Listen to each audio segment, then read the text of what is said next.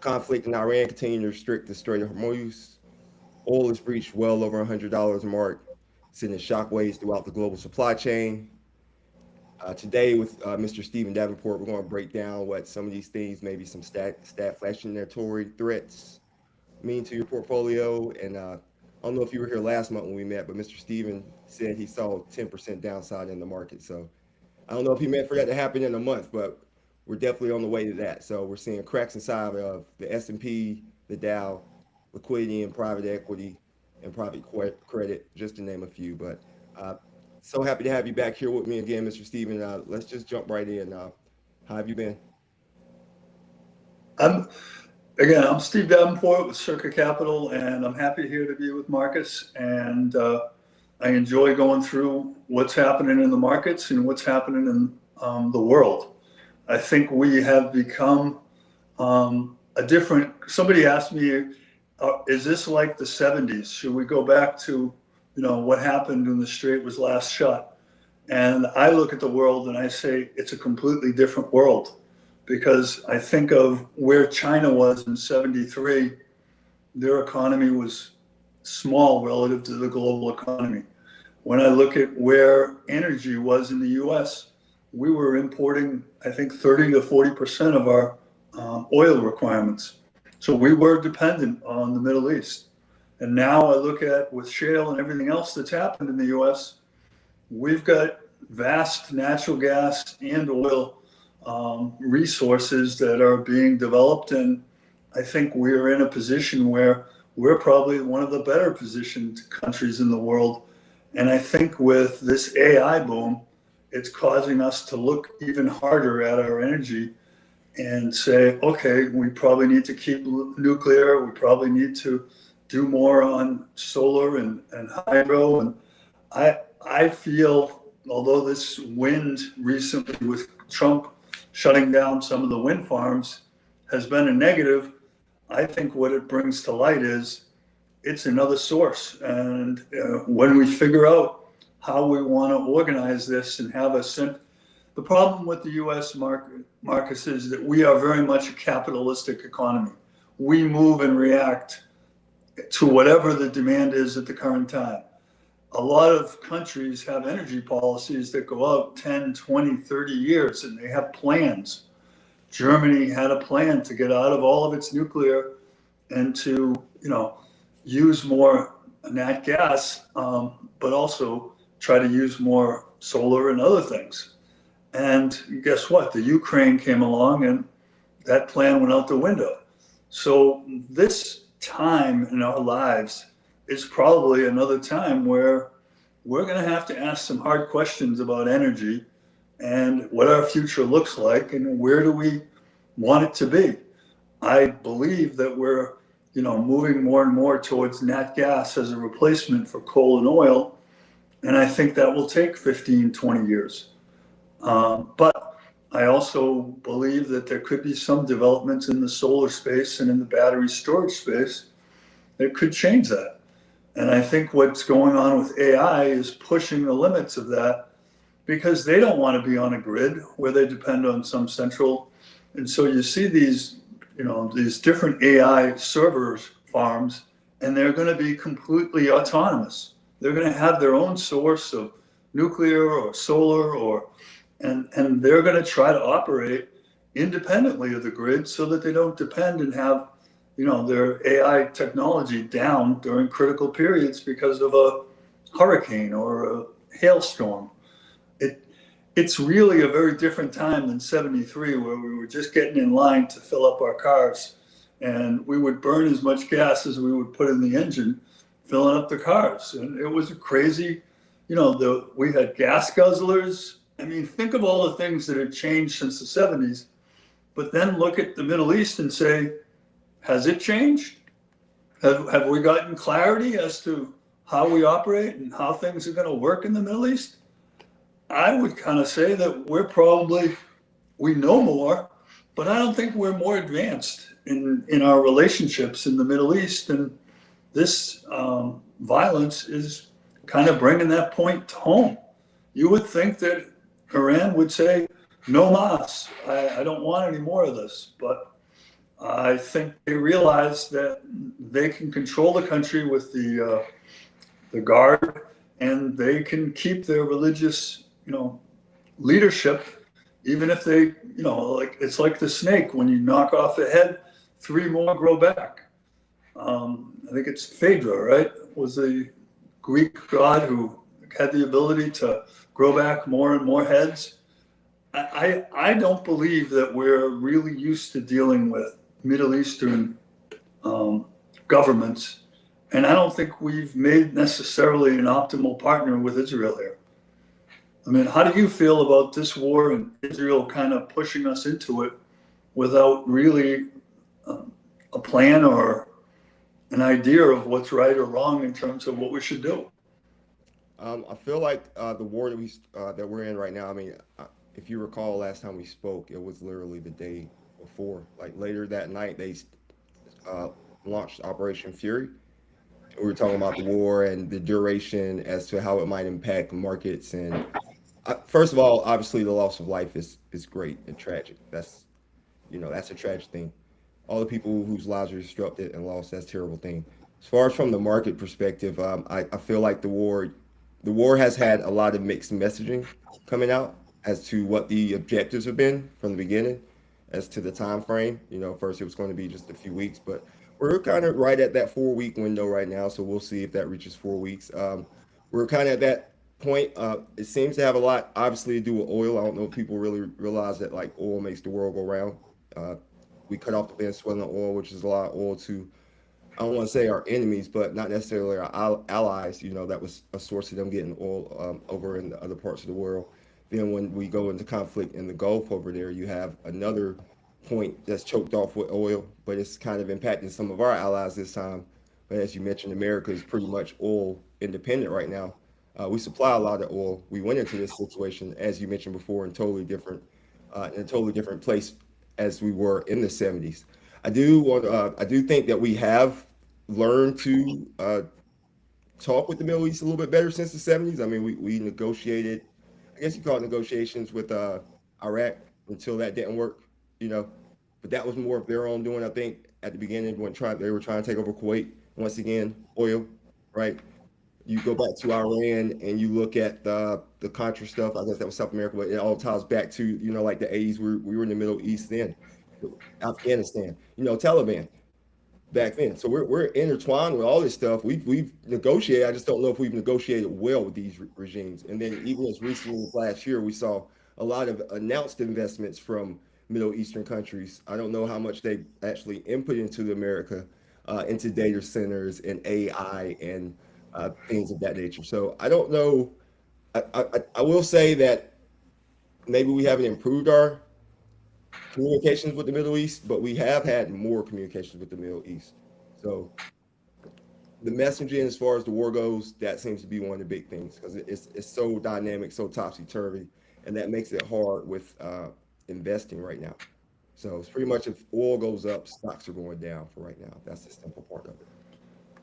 Yeah, I mean, I think that we've learned that oil and fuel, like we talked about before we started, that the impact on some of the products of fertilizer and other parts of the world economies. They provide 40% of the fertilizer to Africa and Asia. And you think about India and some of these countries and what that means to their food production. And you think about, the US had 60% of its strategic reserves filled. It had been up to 80, but Biden released it at various times, so it's down to 60. And Trump's strategy, instead of saying, I'm going to fill up the reserve, was, hey, I'm going to disrupt Iran's control of oil, and therefore we'll have a better price for oil for everyone, and then we'll fill it up to the top at a lower price. Well, that's probably going to see it go down and again before it goes back up. And when you look at it, 170 million barrels is a lot of oil, but it's still in the U.S. economy is so big now, and there's going to be more demand from AI. I'm not sure how the strategic reserves should be managed. But I look at a country like India that doesn't have any strategic reserves. So you look at that and you say, they really are waiting for those ships to get through the strait in order to relieve an immediate need. And I look at how we all think about all of these countries sitting around the table at the G10 or at the G40 and think about all of them have countries that have people who are dealing with all kinds of issues. But the US really is a leader in this space and has to be considered, for how it impacts and makes decisions. This decision to go into, Iran was, in my mind, too short-sighted and not really clear with an objective. And I think that then you can declare victory easier if you can move your objective around. But I look at this as really a danger to Israel and not a danger to the US. They didn't have the rocket capability to get any of this nuclear and to us and impacting us. They had the distance to get it to Israel. And when we look at it and listen to Tulsi Gabbard, she says there was no enrichment going on. So this story has to be sorted out in order for us to figure out what type of a problem we have and how long do we think this will last. I think the original goal was 4 to 6 weeks. I think that Trump would love to, you take the 10 days from today that he's extended the deadline, that would put it almost exactly at 6 weeks. And I think that would get it resolved before Trump meets with Xi in China. So I'd still say that's the base case. But the other things like adding 10,000 more troops and maybe their assignment is to, take out any of the weapons that are on the side of Iran, in the strait, and in doing that, open up the strait for everyone. That could work, or it could be one of those missions that it doesn't look like that it's easy to land there. It doesn't look like it's going to be very easy to go through the hills and the mountains to find some of these locations of the weapons. And I always wonder, Iran has been very good about building these tunnels for their nuclear. And I just wonder if you're very good at tunneling, well, that would be a real good way to move your weapons along that, area along the strait. So I think there's more we don't know about this than we do. I think it's a little bit wishful now to say it will be done in 2 weeks, but that's what the market is saying, the base case. And so if the US bombs the energy facilities of Iran, and that causes Iran to really have almost, and they're also talking about desalinization. If you desalinate, take out those resources for energy transfer and desalinization, you make Iran uninhabitable for the summertime. In the summer, they're going to see heats of 130. So part of the reason why we're doing this now, I think I would argue, is because we're afraid of operating on the ground there in the summertime. I don't think it's possible. Nobody's done that before. And when we look at the whole process, it really is very much of uncharted territory. So therefore, I look at this and say, we're probably going to have oil prices higher for longer. And I think that makes the possibility of a recession higher.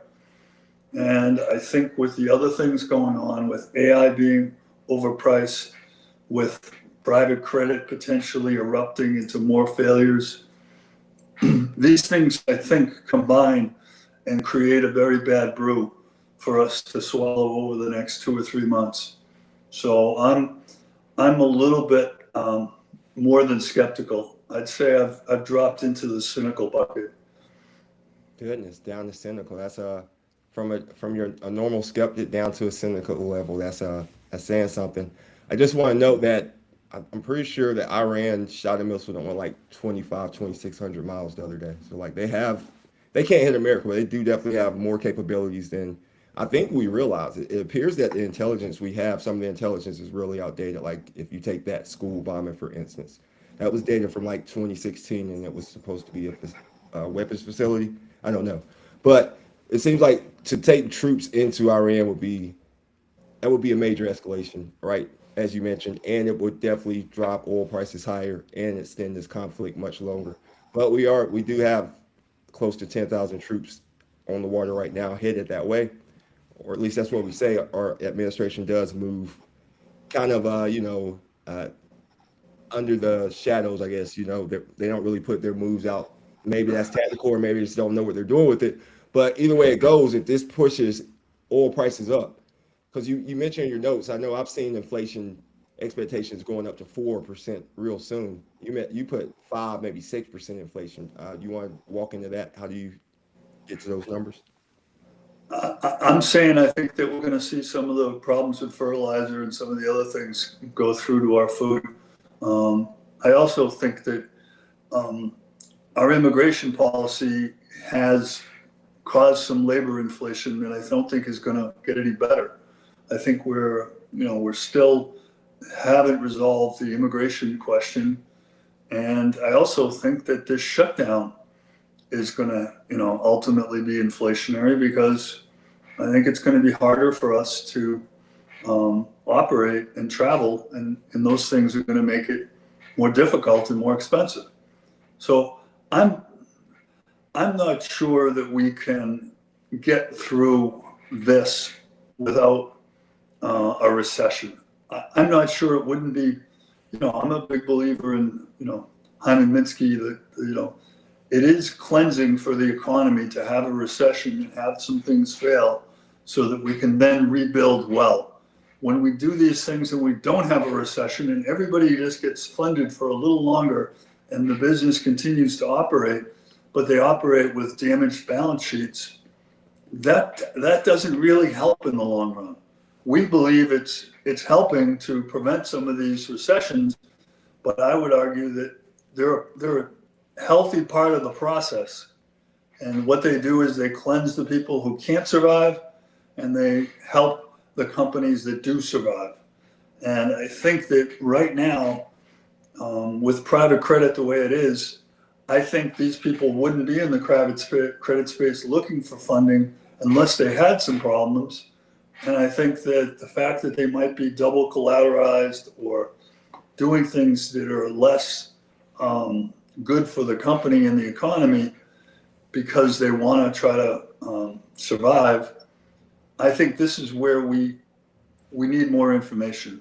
And I don't think we have any clarity, which is why I've always hesitated about trying to compare private credit score and private credit investments to regular corporate investments, where you have a lot more clarity and you understand the counterparties a lot better. So I don't think this is a single storm. I think this is a storm that's going to hit us from a few different ways. And look at the wealth effect. 10% down on our equities, it's already a pretty significant event, right? And the war itself has cost us, I've seen different estimates, but 100 billion seems like about right now. And if you're bringing in 10,000 more troops, the cost isn't going up per day. The cost isn't going down per day, it's going up. So I don't know, how do you feel about the R word? Are you starting to talk about it with your clients? How do your clients feel if there was a recession? Do you think we're prepared? Honestly, when it comes to recession, I mean, people like realize they're living through recessions, right? But they don't realize they're living through recessions when they're happening, right? Like, people feel it when they go to the gas pump or when they go to buy things. Like, your money's just not buying as much anymore. People around you see people are losing jobs. You see unemployment signs. You know what I mean? Like, less hiring, less activity going around, and you feel inflation, like I said. So you feel the recession. You feel the GDP slowing down. You feel unemployment going up. You just see it. Maybe you don't recognize it. I feel like maybe we might already be in the beginning of a light one. I think we've seen and I'm not calling. I mean, I think we've seen recessions in certain sectors already. Like, we've had like rolling recessions that have been happening for a while. Like, this is a really long economic cycle that we've been in. It's been a huge part for growth, right? Like, 3 years just growth. Even if you look at the stock market, whatever you look at, inflation rose and it came back down, but now it's sticky. So when it comes to like, I think we're in a different type of market where, as before, 3% was the target, which still is. If you listen to the Fed, 3% is the target for inflation. But I think this economy is set to operate on at least at 4%. But as you mentioned, I think that we're going to go, especially in the short term. I worry about the March inflation numbers with the shock that we had to gas right at the beginning of the war. We haven't seen that data come through yet. So that number could be really high. And I just think the sentiment, which can lead to, right, because consumer sentiment can lead to the effects of maybe a recession or something in that. So recession isn't my base case. I'm still bullish on the U.S. economy, the global economy. I still think the second half of 2026 will be a pretty good time for returns. But right now, I think it's going to be volatile, and we could still see more pressure down. Yeah, I think that Trump had this view that having a new Fed chairman was going to lead to, lower rates, and lower rates were going to put him in a great position going into the midterm elections. And I would say that whole script has been rewritten. I think that you've seen the estimates for Fed cuts have gone from 3 to 1, and that 1 doesn't happen until almost December. So when you look at it, I think you could see no cuts or a raise.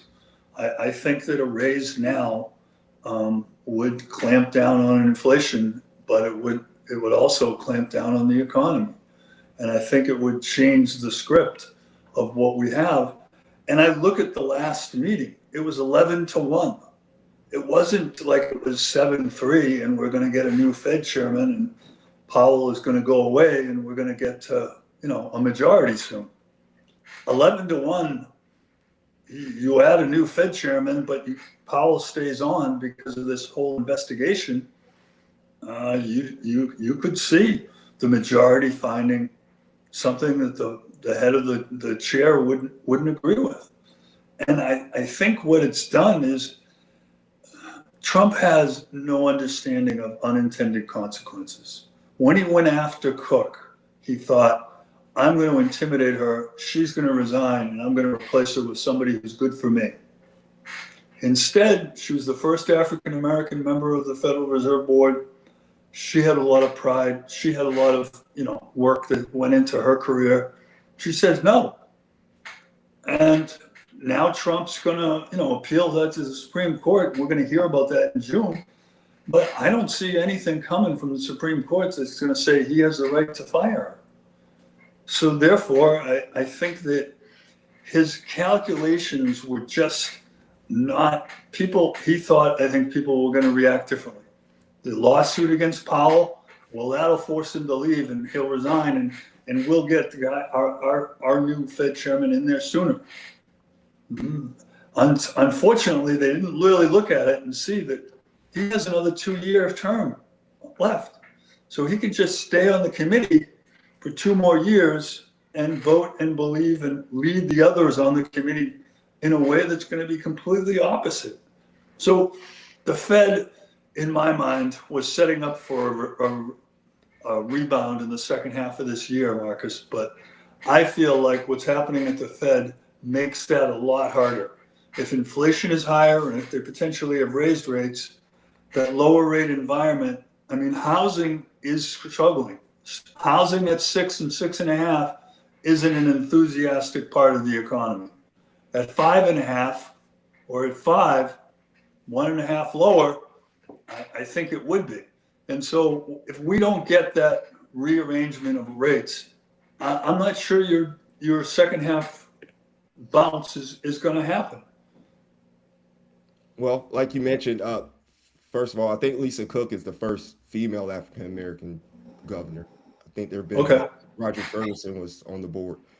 And yeah, like you said, you have 12 members who are voting, maybe 19 total governors in the Federal Reserve. So it's going to be hard for Washington to come in and automatically get rate cuts, which is probably, I imagine, his goal. But he does plan on reducing the balance sheet when he comes in there, which can fuel more with this economy. They think we can just grow out of this. So that's the plan. But also, like you mentioned, maybe a rate hike, because that's actually gained in the odds and polls, the poly markets, all those type of things. that we'll have a rate hike maybe before we have a rate cut. And the reason being, like you mentioned, if the Fed just came out and made a rate hike 25% just to tell the market, hey, we are paying attention to, inflation and a very weakening job market. Because I mean, what were the last numbers like negative 92,000 that came out? So we're seeing these numbers revised down really weak, even the GDP. So this type of stuff is definitely worrisome. But when you have, like I said, Fed Chair Warsh coming in there, I think the chair definitely has a lot of influence.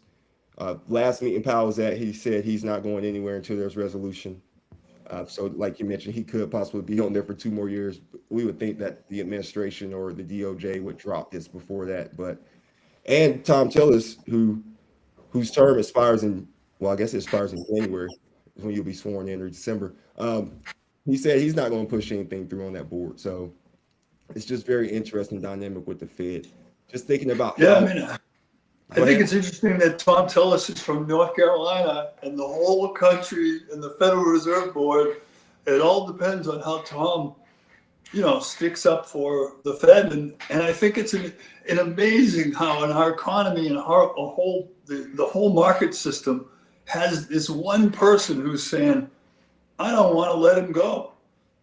I'm going to hold this up until they drop this frivolous case. And it's like, I don't know. I'm a big believer of Jimmy Stewart and It's a Wonderful Life. And every one person has a chance to make things right. I mean, Jimmy Stewart also did a movie where he was like, he did an overnight thing when he was a congressman and he kept talking.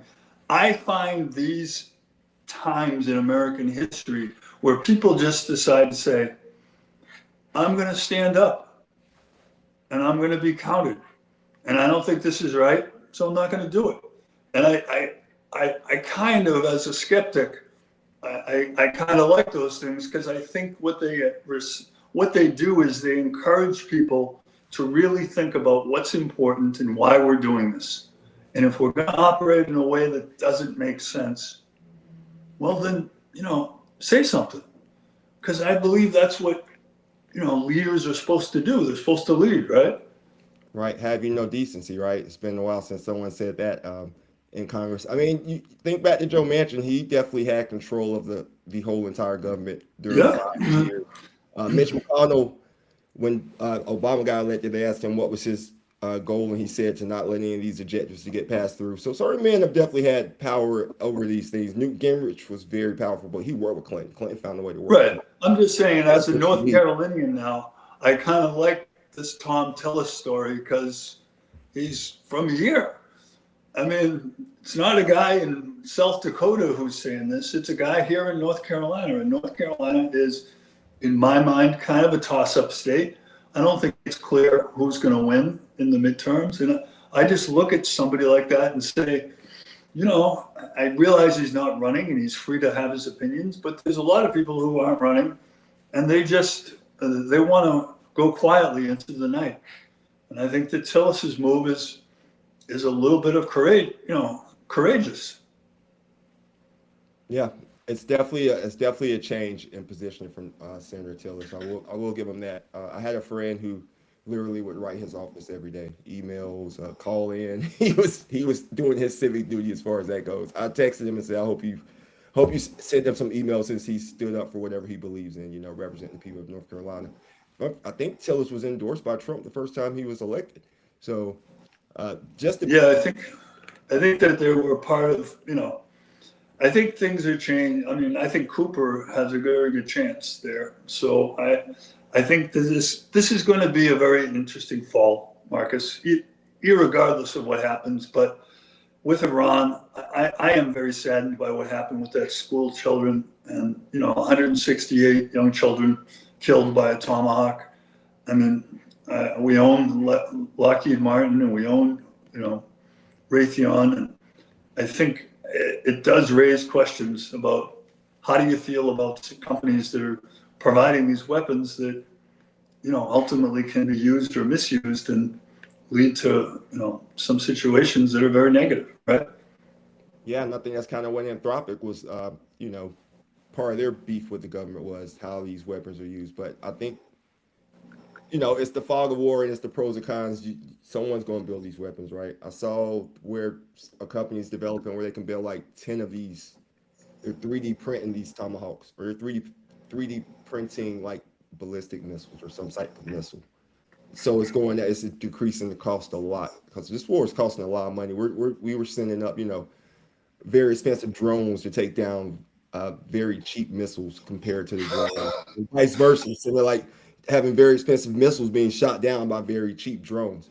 On the Right. missiles, I heard that Iran. We said that we had blown out most of their missile capacity, but reports are coming out now that maybe it's like only 33% that we've destroyed. But they said there is a lot more that's like in the tunnels. You were speaking about the tunnels, so like they'll have to go dig this stuff out. So that's the discrepancies inside all that. I think maybe we've dug into the war enough. We spent like half an hour on the war. Let's before the war came, there was still a whole lot of things going on, right? We had the SaaS Right. apocalypse, we had private credit, we talked about the Fed. Let's talk about private credit. Sure. I mean, I personally think that the private credit is a reaction to the bigger banks not wanting to have these things that were what I would call lower quality or lower rated items on their balance sheet. And because those banks did that, they had to seek other funding. And so what they did is a lot of the people in the private equity space said, why don't we look at some of these things and put them in our private credit type of wrappers? And I think there were a lot of people who created them. And I think that when we saw with First Brands was a case of somebody who was corrupt and collateralizing something 2 or 3 times. And I think that when we look at what's happened in our economy, we need more transparency. And the problem is then if you get more transparency, you need to have higher quality. So I don't believe that these are going to just go quietly. The thing that I found interesting this week was Lloyd Blankfein from Goldman Sachs said he sees a lot of problems on the horizon and he sees it blowing up. And for a guy like Lloyd Blankfein, I mean, Diamond has made comments about the cockroaches, and Diamond is a pretty harsh critic. He's always going to say and do whatever he thinks. But Lloyd Blankfein is more of a smooth sailing guy. He has been around and he has moved between various issues in his career at Goldman, including the great financial crisis. And I look at him and say, there's a guy from the sidelines that has no reason to necessarily weigh in, but he did. And I look at it like a Tom Tillis case where he believes something, he wants people to know how he feels, and I think he's, calling out. And I guess I'd say when these people are calling out, when Steve Davenport or Clem Miller or Marcus Sturdivant say something, it's important. But when these people who are leaders of their companies and have been leaders for decades, they say something with all of their information that they have from all of their divisions all over the world, I listen, because I believe that, the best way to get ahead is to, step on the shoulders of those who've gone before you. And I look at these advice of they're giving me and say, I hope clients are taking some assets off the table before we are down another 10. I think I said 10%. I now see this correction probably going to 20.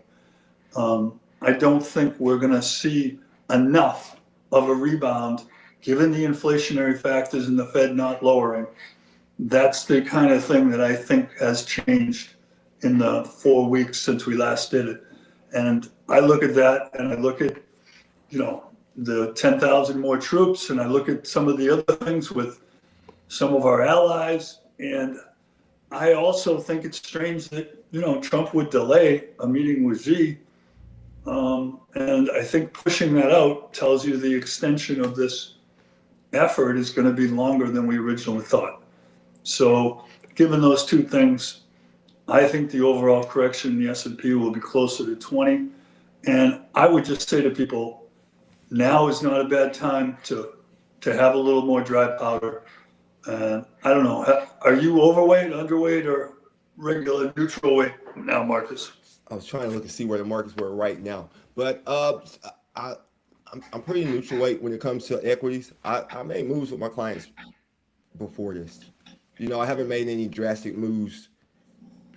I don't ever really make drastic moves. I haven't really made any moves inside my clients' portfolios in the last few weeks since this has gotten started. Like especially once I've seen the tempo, especially once I've seen like how quickly it moves with oil, or how quickly it moves with a post. I've always known this as far as maybe not always know, but I figured this out a while ago that these things tend to move. They can move quick. Like you can't be completely out of the market right now because No, the I'm not best day saying to in be the market, completely, but right. The worst day in the market could be right followed by the best day in the market. Like that could happen or within the next couple of days. But I do think that as you see inflation increases and generally when income generating products reach around 5%, people will go risk off because right if you can get or reduce their exposure to equity. If you can get 5% from something that's quote unquote safe without the worry and risk of your stock market for a while, then yeah, people are going to reduce that. So yeah, I guess position more that way. Even inside the private credit, we're looking for different type of private credit.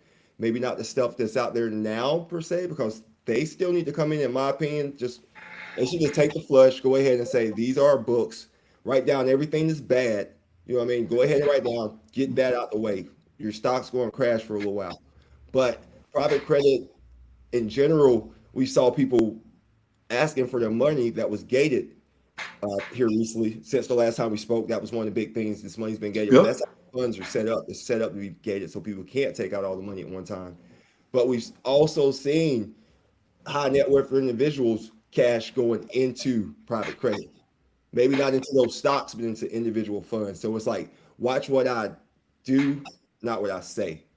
Same Right. type of like I super mean, sense. I think people who are saying I'm surprised I'm gated are it's a game, right? They Because should never get in private credit though. everybody Yeah, knows that's what the difference is between a regular investment and a private investment.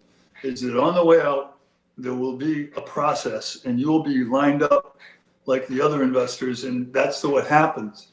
And so to sit there and say, I'm shocked, you know what I mean? Like it's kind of like the guy running the casino in Casablanca, right? I'm shocked. There's corruption going on here. There's gambling going on here.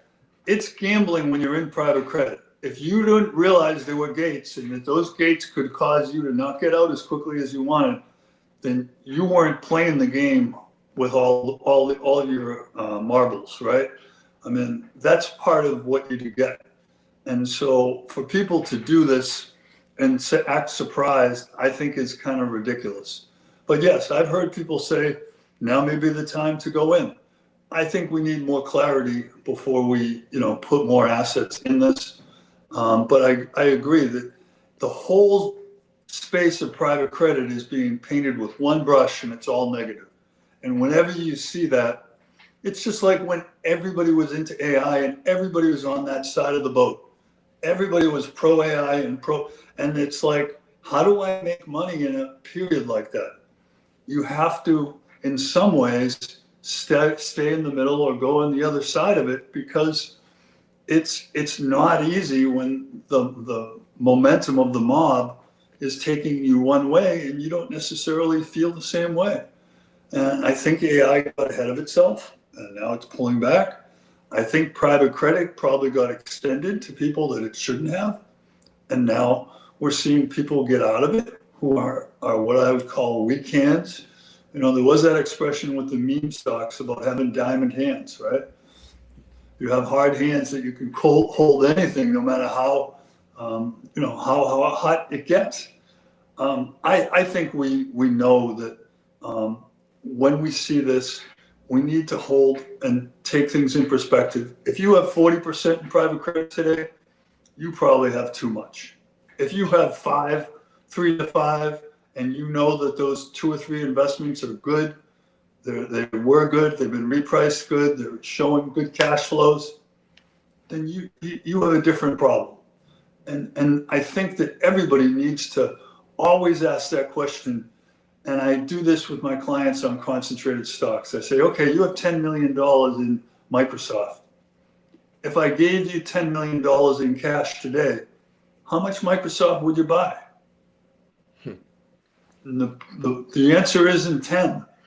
And people look at it and say, you know, you're right. I got some of these shares when they were $40, $70, you know, and we're not asking you to sell those shares. We're saying some of the recent shares, it might make sense to pull back some and take some profits, because you never go, as my father used to say, you never go bankrupt taking profits. And so I just say to people as an advisor right now that it's a good idea to look at your portfolios, see how you feel. What's your job situation? Are they talking about layoffs at work? Let's make a holistic decision. It's not based on the price of oil in Iran. It's not based on whether the Fed interest rates are 5.75 or 5.25. It's based on you and your family and your needs and where you are financially. And that's where you try to make good decisions for the plan. You don't want to vary from the plan too much, but you also don't want to get run over if a negative event happens and, we have an unexpected medical expense.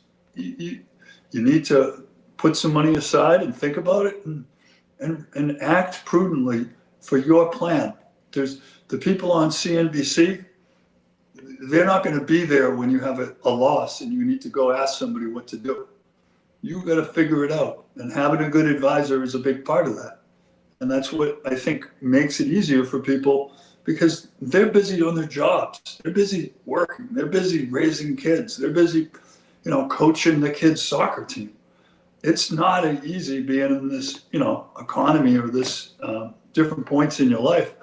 So take your investments as seriously as you do some of your other decisions. Some people say they spend more time buying a car than they do buying a stock. The average person spends 10 to 15 hours, and the average person buying a stock spends about an hour. I mean, I can tell you if it's a good investment and it lasts for 10 years, 20 years, you might have wished you spent a little bit more time on that than the car, which is a depreciating asset. Yeah, perspective is everything. And as you mentioned with the private credit, people, or just any investment in general, you made some really good points that people have to understand what they are invested in. Like that falls back on the advisor as well as the client if they don't understand that these things are gated, how they work, and the fact that these investments work best in the long term, right? Private credit, you work better when you give it time to work in the full funds. Like, you should read that prospectus. If it gives you a good reason to go to sleep on a Sunday afternoon, maybe wake up and finish reading it next week. But you need to understand what you're in and why you're in it. And yeah, private credit, you probably shouldn't have 40% of that. Or you probably shouldn't have 40% of gold. You probably should have some type of diversification inside your portfolio, though. It just shows. I saw recently where they were saying the 60-40 portfolio is tremendously underperformed here lately, right? So it's just like right now, there's almost nowhere to hide, but there are places to hide. You just have to know and diversify your portfolio. So I hate to tell you this, Marcus, but my put options have done pretty well in the last 3 or 4 weeks. Exactly. Do you want to talk about like what you did since we've spoken and you with the options, like how Main Street could, how Main Street could have played that? Sure. I have a client with a lot of technology in his portfolio, and so what I said was the two vehicles that I'm going to hedge with are the S&P 500 with the SPY ETF, and that's just the whole market.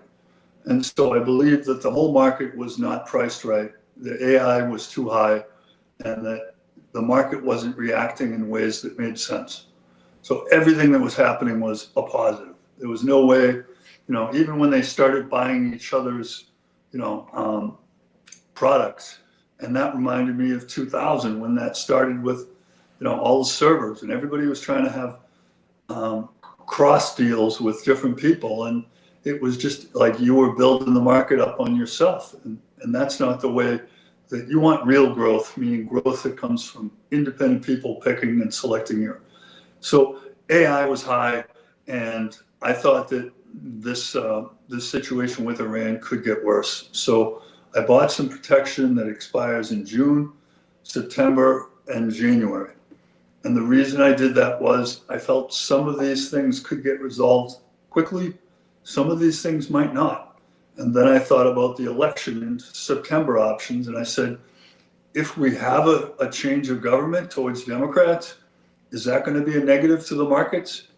I think typically it is, and it could be, that just the back and forth, the conflict, would create an environment that's not good for investors. And then I looked at the January and said, let's say the election goes good, but what if some of these things persist for a longer period of time? What if our energy, the energy question around AI has not been answered in my mind. I don't think we have a plan. I don't think we have a real good solution. Some of these small nuclear could be it, but it's not here yet. And therefore, I don't think it's extrapolatable and transferable across all the states. So I look at things like that and I try to say, I don't have an exact silver bullet, Marcus. All I have is a tool, and I apply that tool with the SPY in June, September, and January, about 10% lower or 15% lower. And then I looked at XLK, which is the technology sector, which I think was at the heart of the overpriced market that we had a month ago. And so AI was at the heart of it. And I looked at the technology sector and the implied vol versus SMH, which is a semiconductor index. And I thought that it covered more of, because companies like Google, companies like Amazon are still at reasonable prices relative to some of the other names that are at higher prices. Apple is at a reasonable price. So when I look at the whole sector, I don't want to say it's just semis that have gotten out of. I think the whole sector had, a reaction that was too much, and therefore I decided that we should hedge part of that as well. So I think that what I'm trying to do is say, hey, I agree with you. We're not going to sell all the stocks and go to cash. That was never a choice. What my choice is, do I want to hedge, 20% of my equity? Do I want to hedge 40% of my equity? I usually don't hedge more than half because I want half of it to continue to operate and succeed. And so if I do hedge half and that hedge helps me on those downsides, I think when I checked yesterday, they were up about 75%. So that type of performance on the amount you put out there I'm not saying this to guarantee performance, and past performance is no indicator of future, but I'm just saying that options can be a piece that you can use to try to help your portfolio. Stay invested, don't pay taxes if you have a really big low cost basis, and then use some of those as maybe ways to sell call options to pay for the puts.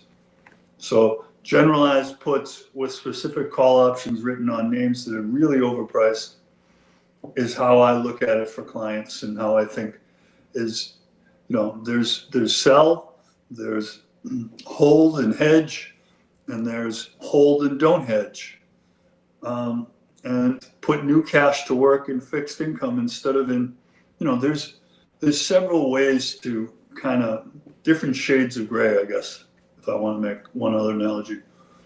You're getting buried up over there.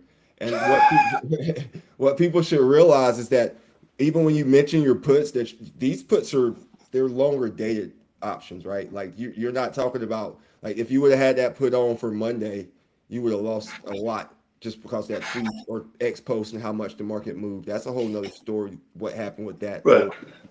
I'm not speculating. I'm trying to hedge my investments. Right. And so I think that's different than speculating. Exactly. And it's different when people, because I don't want people to think that maybe what you're talking about is like shorting the market, like where you're taking stuff out on margin, because that's when you really get hit. You go out and buy some of these stocks on margin, and then your margin gets called in. Like that can be infinite losses if you try to short. Right. Like literally, it can go infinite.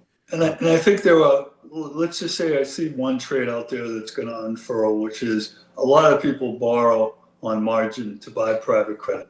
And they say, look, my private credit's paying me 9 or 10%. I'm borrowing at 6 or 7. I get a 2 or 3% spread there, and I get to participate in all the upside. Wonderful. You know what I mean? But when it goes the other way, yeah, and all of a sudden you're losing 10, they're writing down the investments 10 or 20%, that eats up a lot of that 3% spread, right? It's going to take you a lot of years on a 20% decline. You're going to wait 7 years to make that up with that spread. I think that's where things. And what if rates go up, and suddenly you're borrowed at 7, but now they're telling you, well, it's actually 8.5. Well, then all of a sudden your sure thing that was a money machine has changed. And that's where I think some people cautiously add private credit and private equity. Some people don't do it so cautiously and say, hey, this is something I have access to and I can do this, and I'm going to make whatever I have to decisions to make it happen.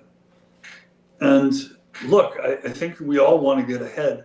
We all want higher returns. The question is, what risks are we willing to take for them? Yeah, your risk tolerance. A lot of people don't realize that they're so off sides with their risk tolerance in general. They think that they are, like you said, they just see the returns from this margin that they have, and they don't realize when it goes down a lot. They may have started to realize it now with this recent market movement. This could be extended. I mean, we've seen a little bit longer downturn than most people who've been invested, because a lot of the investments now are like post-COVID investors, or a larger percentage of investors have grown percentage of like retail investors since COVID. So they may not have seen all of these moves and understand that some of this stuff may go for a longer time, right? So it's just Right. It can be scary to people, but like you mentioned, there are definitely always ways to make money inside stocks. If you feel like it's going down, you buy puts. If you think it's going up, you can buy calls. And then, like you said, these are positions you already own, so they're cover calls. So you're not even having to like go out and buy those positions to cover if that something was to happen drastic inside there. Right. And I mean, Marcus, I look at Circa Capital and I look at what you do with ABC Squared, and I know this seems gratuitous, but I think what we're doing is helping people through a difficult time. And I think the fact that we'll talk about what's behind our ideas and we'll share opinions on ideas, shows that we're not telling everyone that we have all the answers. I think we have a lot of questions, and I think those questions are good ones, and ultimately a good discussion and covering some of the issues, we might be avoiding the mistakes. And in my mind, that's why you hire professionals, because you think that they have some knowledge and some abilities through their experiences to be helpful.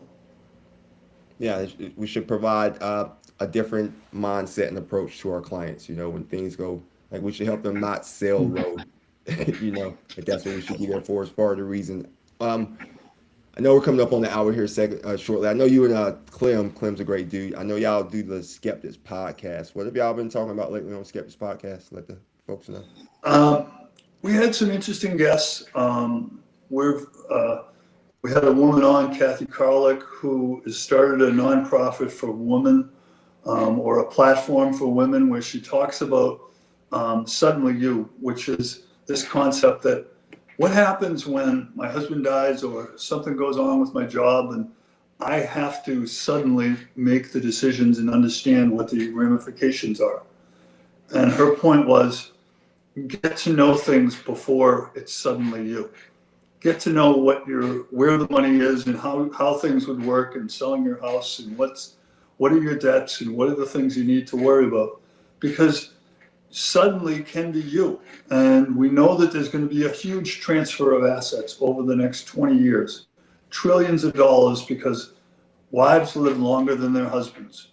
I know it might not be the case in your family, because you live a beautiful life, Marcus, but a lot of men work very, very hard and may have all this stress, and therefore they, it causes them to have shorter lives.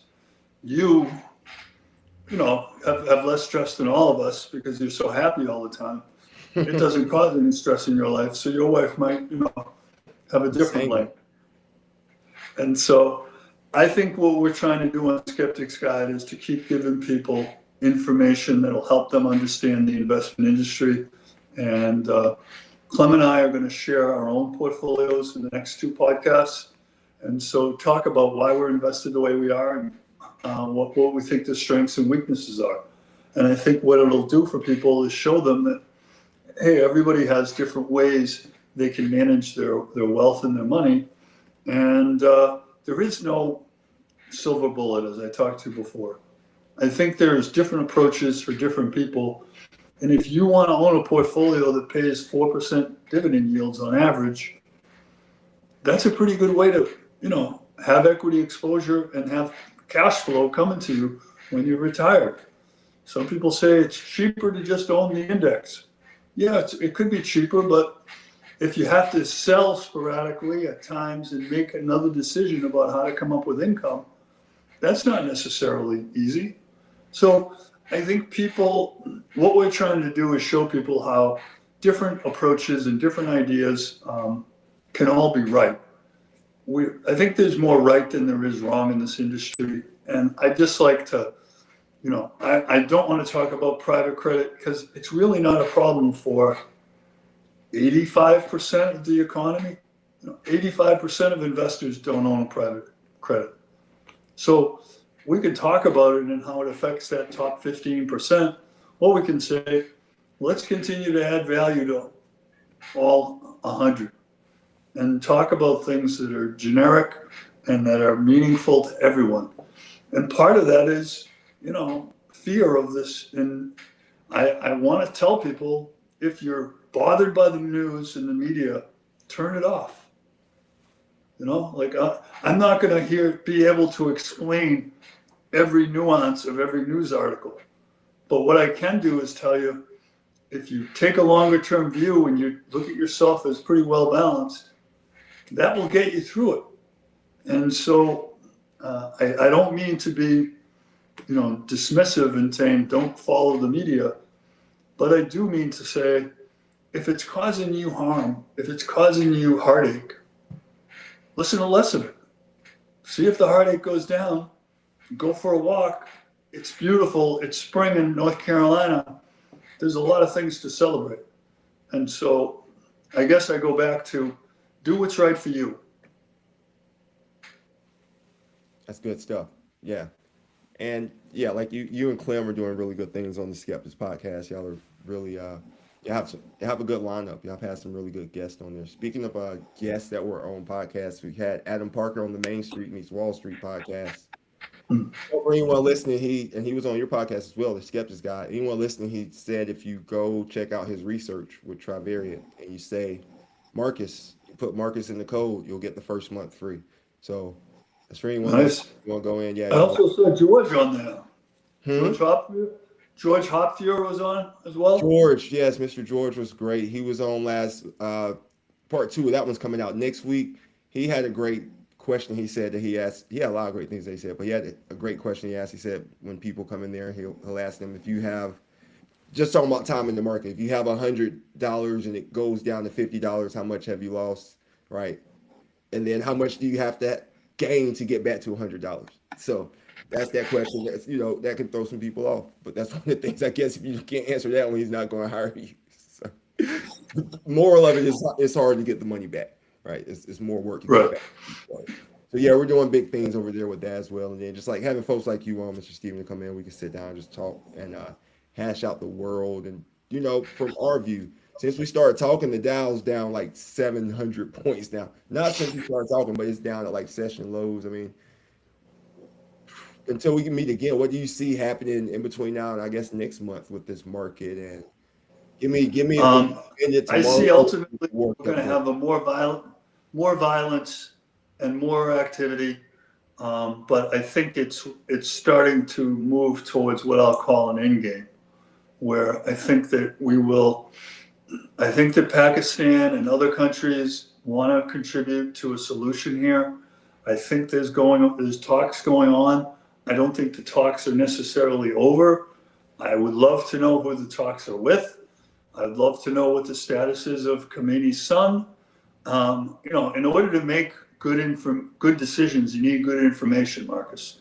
And that's where I feel like we're not necessarily being informed completely on all these issues.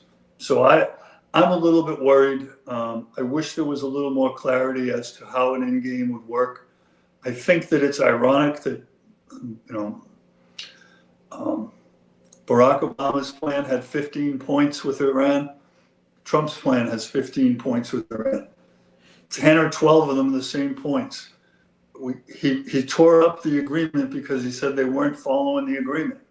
So to say that we're going to go to, you know, and put an agreement in place that's very similar to the one that was already in place and torn up, I have to ask, what's different? You know, we expecting, you know, we're doing the same thing and expecting a different result? That's insanity. I think that they're hoping that this damage to their economy is going to make them so weak that they will have to follow this plan. I also think what you do is you're kind of radicalizing the population that is in the religious group. And the more people that are killed, the more children killed, the more there's going to be people who are going to react in ways that isn't productive. I hope this stays concentrated in this area. There's been rumors of Iran threatening to bring a dirty bomb into the US. I don't want to see that. I don't want to see any of these things expand. I would rather see it contracting and stopping and going to a more reasonable level. I think what we're going to see is there will probably be Iranian Guard who will stay in those hills on the side of the strait, and they might not follow the, like Trump was glad that those 8 tankers went through, 10 went through, because it says there's leaders that are controlling the military, and if they tell them to stop, they will stop. But if you see a desalinization plant, if you see a, you know, their energy infrastructure blown up, some of those rules are going to change. And that's where I don't want us to get to that point. I'd like us to get to a point of, hey, let's figure out a way to make this work so that the world economy can get back on track. But I would say that we have another 10% down in the markets. And I think that you should be prepared for that and say, you know, okay, at some point when there is a ceasefire and it looks like it's a permanent ceasefire, I would say that some of that money you put into safety, you need to put it back in. So I would say, think about that as we get closer to a ceasefire. Do you want to just put the money back in because your downside has been capped? I think that's the next decision you have to make. If you've already taken some chips off the table, great. Hold on to them, maybe expand them, and then, you know, get ready to come back in, because long term the market is the solution for you to deliver inflation adjusted value add. Boom, 10% more down. Stocks in the long run, stocks for the long run, as Dr. Jeremy Siegel said, like they have historically beaten inflation. More consternation, hopefully clarity inside of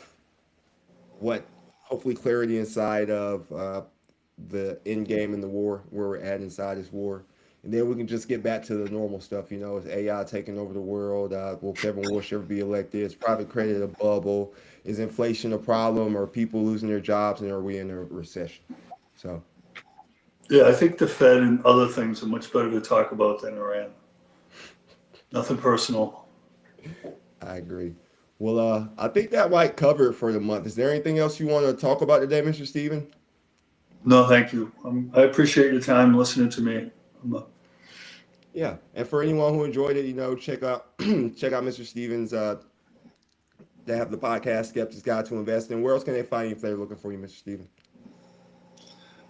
Circa Capital on LinkedIn. You can find me, and you can find my company, Circa Capital. My partner and I are helping individuals with their portfolios and trying to help their retirements, and trying to do it in a thoughtful and balanced way. So if you're interested, please check us out. Awesome. Well, thanks again, Mr. Steven. We'll call it a time. Main Street, Heart meets Wall Street Smarts. Thank y'all.